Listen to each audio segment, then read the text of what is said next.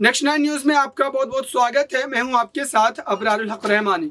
ज्योतिरादित्य सिंधिया ने जिस तरीके से बीते 2 साल पहले कांग्रेस पार्टी को छोड़ करके भारतीय जनता पार्टी का दामन थामा था, तो उन्हें कई उम्मीदें जो थी भारतीय जनता पार्टी से थी, लेकिन उनको एक मंत्री पद उनको दिया गया। केंद्रीय उड्डयन मंत्रालय जो है उनके हक में आया, लेकिन उस मंत्रालय के आने के बावजूद भी उनको जो उम्मीद थी कांग्रेस पार्टी में, जिस तरीके से उनको हाथों हाथ लिया जाता था, अब भारतीय जनता पार्टी में उनकी जो स्थिति है वो एक तरीके से खराब बताई जा रही है। क्योंकि लगातार आपने बीते दिनों भी देखा कि उनके साथ जिस तरीके से बदसलूकी हुई है भारतीय जनता पार्टी में, उसको लेकर के उन्होंने दबे जबान में ही सही, लेकिन इस बात का जिक्र कई बार उन्होंने बड़े मंचों से किया है कि बीजेपी में उनको उस तरीके का सम्मान जो है वो नहीं मिल रहा है। इसको लेकर के वो खुल करके इसलिए नहीं बोल रहे क्योंकि उन्होंने जो फैसला सुना दिया है, अब उस फैसले को हजम कर पाना उनके लिए मुश्किल बनता जा रहा है।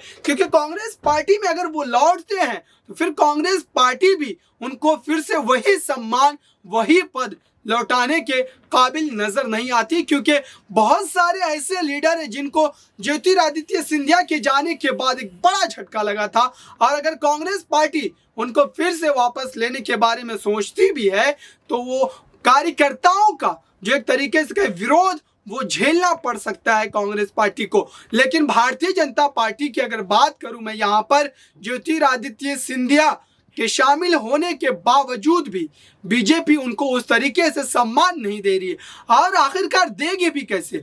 जो व्यक्ति लगभग कई दशकों तक दूसरी सियासी पार्टी में रहा हो, भले ही वो अपने व्यक्तिगत फायदे के लिए उस पार्टी को छोड़ करके भारतीय जनता पार्टी ज्वाइन तो की है, लेकिन फिर भी उनका दिल कहीं ना कहीं कांग्रेसी जो है वो नजर आता है, और यही बात अभी भी भारतीय जनता पार्टी को खलती नजर आ रही है। देखते हैं कि ज्योतिरादित्य सिंधिया इन तमाम मसलों को झेलते हुए कब तक भारतीय जनता पार्टी में बने रहते हैं, और कहीं ऐसा ना हो कि आने वाले दिनों में फिर से 2 साल पहले जो खेल हुआ था कांग्रेस पार्टी के साथ बीजेपी के द्वारा जो किया गया था, अब उसी खेल को भारतीय जनता पार्टी के साथ ज्योतिरादित्य सिंधिया कहीं खेलते नजर ना आए। क्योंकि बहुत बार ऐसा हुआ है कि कई नेता जिस पार्टी को छोड़ करके जाते हैं, फिर उसी पार्टी में उनकी वापसी कुछ सालों के बाद, कुछ महीनों के बाद देखने को मिलती है। और ज्योतिरादित्य सिंधिया को लेकर के भी ये तमाम सियासी अटकलें जो है